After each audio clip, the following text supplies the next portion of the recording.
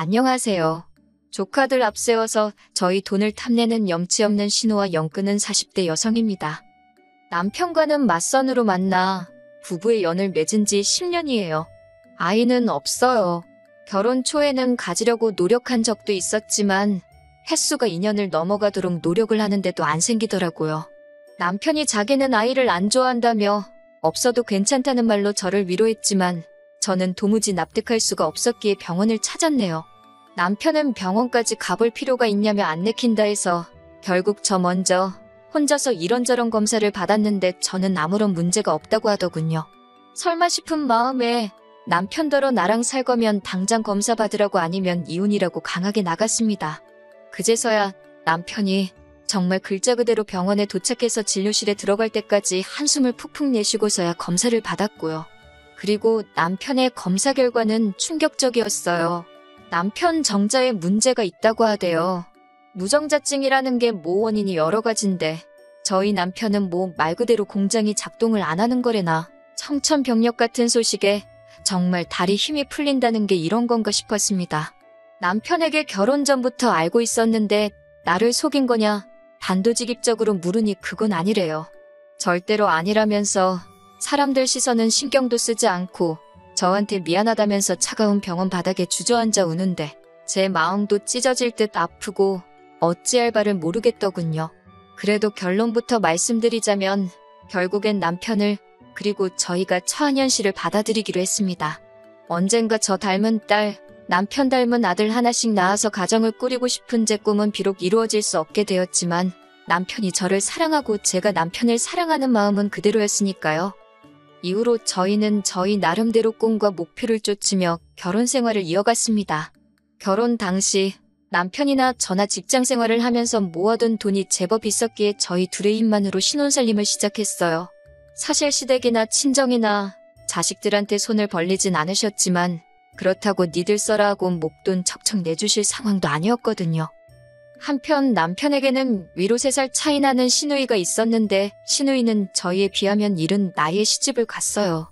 시누이 나이 23살에 대학 졸업을 앞두고 아이를 가졌거든요.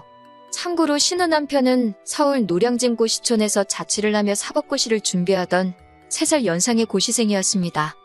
세상에 자기 자식 귀하지 않은 사람이 어디 있겠어요. 그런데 시누 남편 집안에서는 그 반응이 더 심했던 모양입니다. 사실 시누 남편 집안도 저희 시댁만큼이나 경제적으로는 별 볼 일 없었는데 그나마 남자 쪽에서는 판검사 될 아들이 시덥지 않은 여자한테 발목이 잡혔다며 애고 뭐고 필요 없다고 결혼 안 시킨다고 했다대요. 딸 가진 죄인이라고 저희 시부모님 쪽에서는 말도 안 된다. 애는 혼자 만들었냐. 결혼 꼭 시켜야 된다며 버텼고요.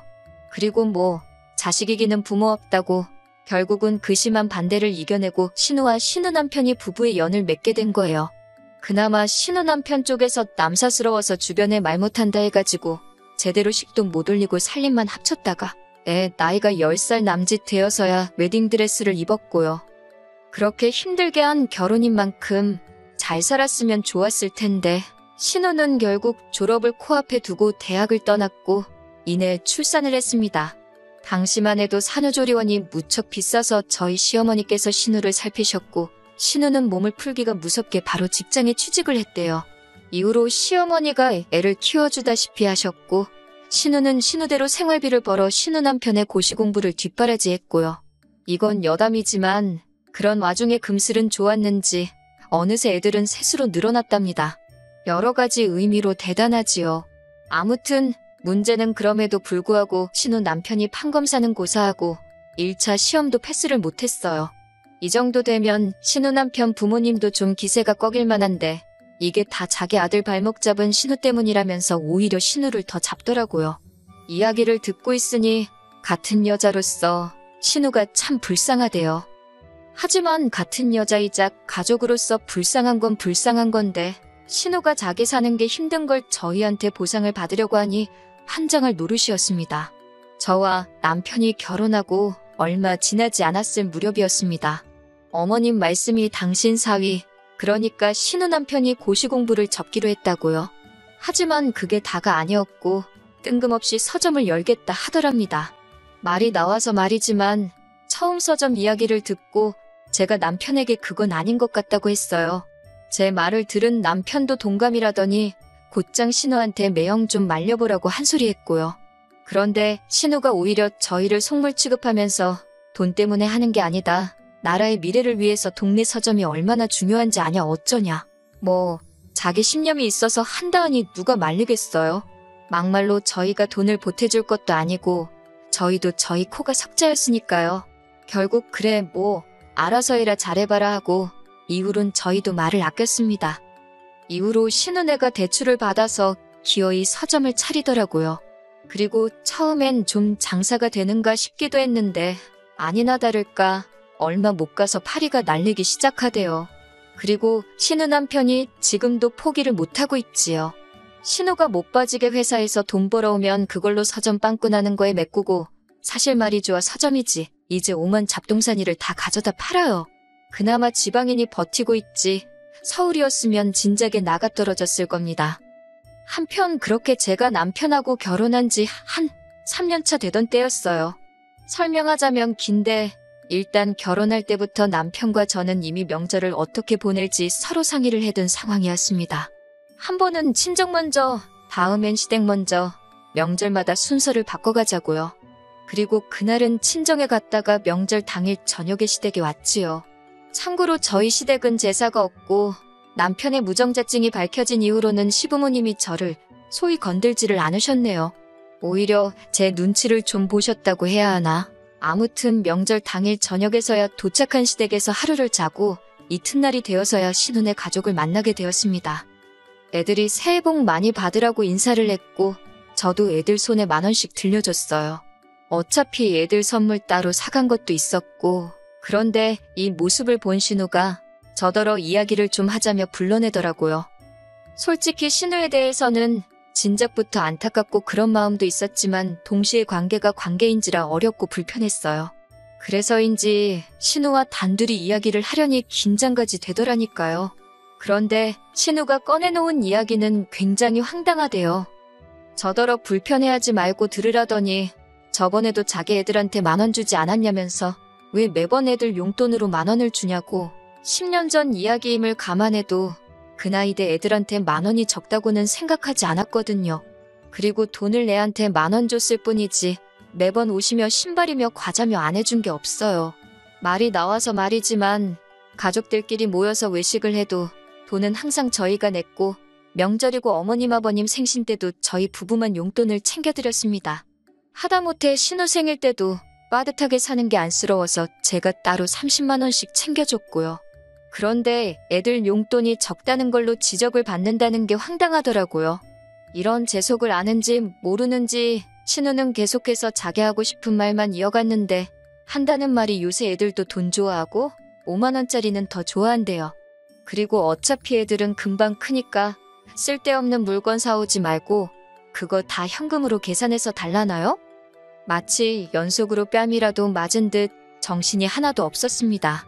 하지만 신우는 저녁에 잃지 않고 그놈의 기분 나쁘게 듣지 말라는 소리와 함께 자기 동생 그러니까 제 남편이 저랑 결혼하기 전에는 그렇게 조카들한테 각별히 잘했는데 저랑 결혼하고 나니까 딱 바뀌었답니다.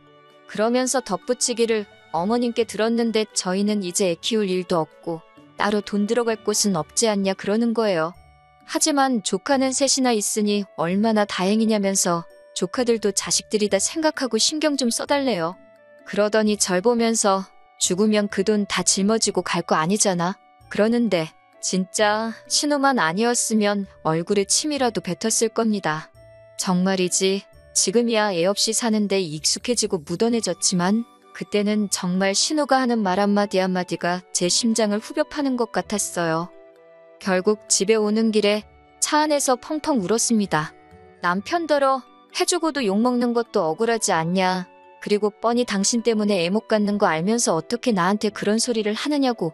그리고 무엇보다 당신은 그런 신우한테 나한테 그런 말 하지 말라 소리도 못하는 천치냐고. 남편한테 그렇게 큰 소리를 낸 건 그때가 처음이었지요. 조금 과장해서 남편이 무정자증임을 알았을 때보다 더 어이없고 더 화가 났다니까요. 남편도 남편대로 자기 누나인 신우한테 꽤나 열이 받았던 모양이 돼요. 결국 남편과 신우가 크게 다투었고 이후로 남편은 시조카들을 만나게 되더라도 이따금씩 5만 원 안쪽으로 용돈을 주는데 그쳤고 선물을 해준다던가 밥값을 내준다던가 소위 호구짓은 안 하더라고요. 그리고 그렇게 몇 년을 살다가 얼마 전 신우와 다시 부딪히게 되었습니다. 참고로 신우는 여전히 사는 게 그저 그래요. 신우에게 전화가 왔는데 하는 말이 큰애가 이번에 수도권에 있는 대학에 합격을 했다고요.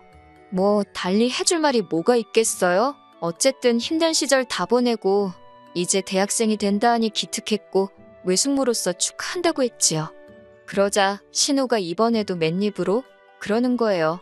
황당했지만 속으로 한 50만 원 정도 주면 되나 그러고 생각하는데 신우가 덧붙이기를 그동안 조카들 용돈도 거의 안 줬으니 돈 많이 모았지 않냐고 그래요. 그러면서 이번에는 용돈 한번 크게 준다 생각하고 대학교 입학금하고 첫 학기 등록금을 해달랍니다. 자기가 대충 계산해봤는데 대략 500만 원이면 될 것 같다고요. 어이가 없어서 제가 그걸 왜 해주냐고 그게 첫 대답이었습니다. 그랬더니 신우가 아니 그럼 뭐 또 몇만 원 주고 땡치려고 했냐고 빈정거리는 거예요. 제가 10,000원을 주건 100만 원을 줬건 그건 주는 제 마음 아니냐 했습니다.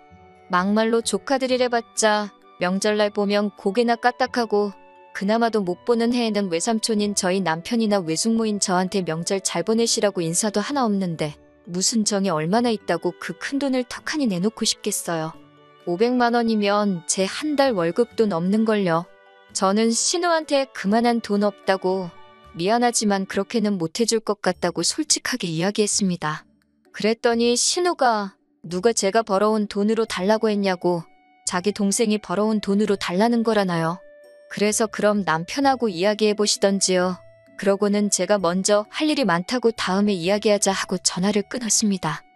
퇴근한 남편에게 신우에게 이러한 전화가 왔었다며 이야기를 전했어요. 남편 얼굴이 울그락불그락해지더니 미친 거 아니냐고 저에게 묻대요. 제가 난들 아냐고 아무튼 당신이 신우랑 잘 이야기해보라 했습니다. 500만 원이 네 집 개 이름도 아니고 그리고 그 밑으로 딸린 애가 둘이나 더 있는데 이번 한 번으로 끝날 게 아니었으니 더 속이 터졌던 것 같아요. 남편이 생각하고 말 것도 없다며 바로 제 앞에서 신우에게 전화를 걸었습니다. 스피커폰으로 통화를 하는데 남편이 등록금이 말이 되냐면서 신우더러 왜 이렇게 뻔뻔하냐고 뭐라 하더라고요. 그러자 신우가 한다는 말이 너네는 직장 다니면서 결혼했으니 나처럼 어렵게 시작한 것도 아니지 않냐.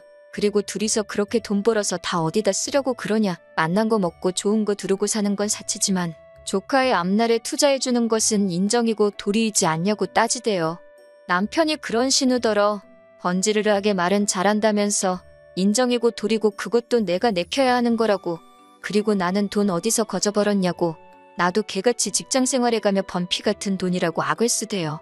그러더니 신우더러 헛소리 짓거릴 거면 2번 다시는 연락하지 말라고 쏘아붙이고는 전화를 끊었습니다. 솔직히 이 정도 했으면 신우도 알아듣고 그만했어야 하잖아요. 그런데 바로 이튿날 일은 아침 남편이고 저고 출근 준비로 바쁜데 어머님한테 전화가 왔어요. 어머님이라고 핸드폰에 뜨는 순간 어제 일 때문이라는 건 직감적으로 알아챘지요. 어머님께서 하시는 말씀이 얼마나 힘들면 저러겠냐고. 그러면서 남편더러 형제라곤 너네 둘 서로밖에 없는데 돈 몇 푼에 이렇게 의가 상해야 되겠냐면서 얼마라도 좀 해주라고 하셨습니다. 어머님도 한 200만 원 해주기로 하셨다면서. 그러자 남편이 어머님더러 어머니도 이런 말씀 하실 거면 전화하지 말라고 하대요. 그러면서 신우도 웃긴다고 능력이 안 되면 낯을 말지 뭐 한다고 셋이나 줄줄이 나와서는 여기저기 용돈을 구걸하고 다니냐. 그리고 어차피 우리는 애도 못 낳으니까 있는 돈 나눠 쓰잔 식으로 말했던 거 잊지 않고 있다며 어머님이 무슨 죄라고 거기다 대고 화를 내더라고요. 사실 저도 대놓고 용돈 달라고 한 거보다 어차피 너희는 애도 없지 않냐면서 어쩌고저쩌한 그 소리가 마음에 한으로 맺혔어요.